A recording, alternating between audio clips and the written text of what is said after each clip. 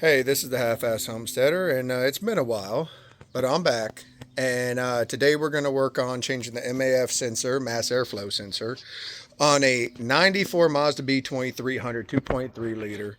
And it's the same thing as the 2.3 liter 94 Ford Ranger. And generally, there's a 89 to, I believe, 97. They're all roughly the same, as long as they're the 2.3 liters. So let's get to it. First thing we're going to do is we're going to take off the battery.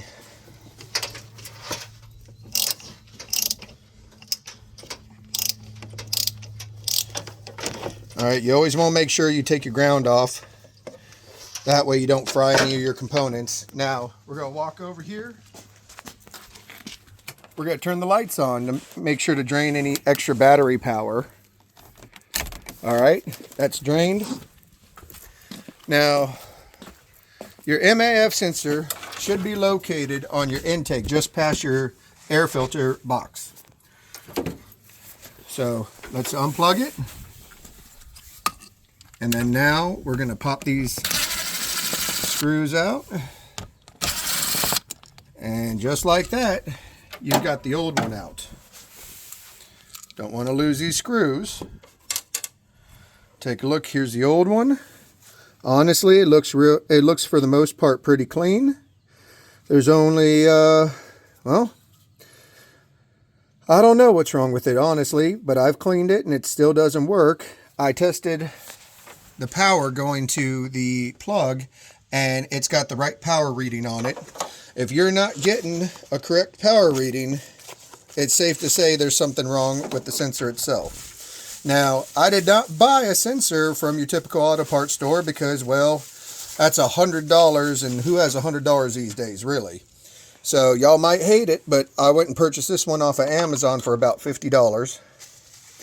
And when we look at it, there's only slight differences, but we're going to give it a shot and see how well she works.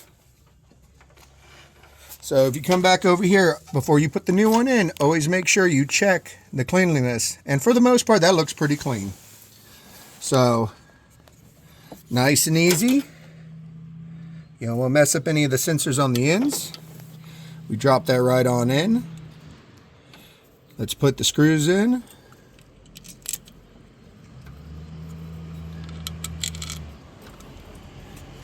And we're going to tighten them down just a little bit at a time. That one a little bit. That one a little bit.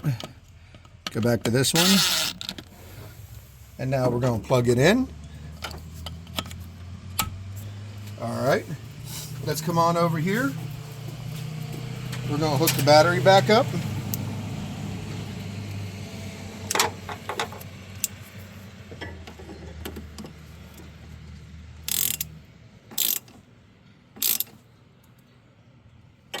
Okay, now make sure you always pull everything back from the motor.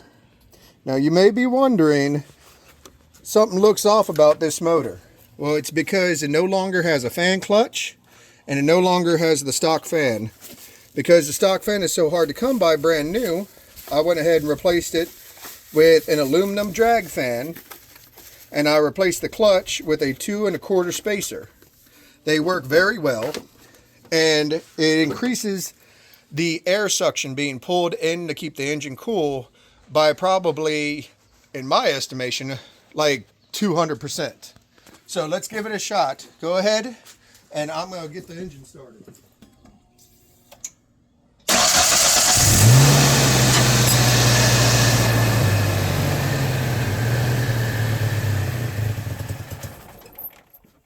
She's a little rough, but that's not bad because it takes a second once you start it for it to get used to the new sensor.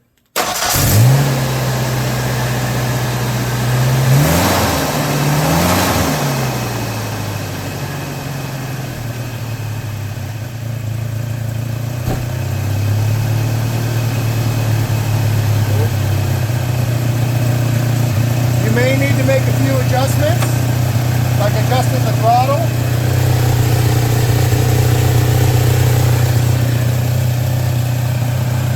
but I'd say that made a big difference. She's still misfiring and having a little bit of issue, but don't worry, we'll be back to replace the TPS sensor in the next video. Have a good one.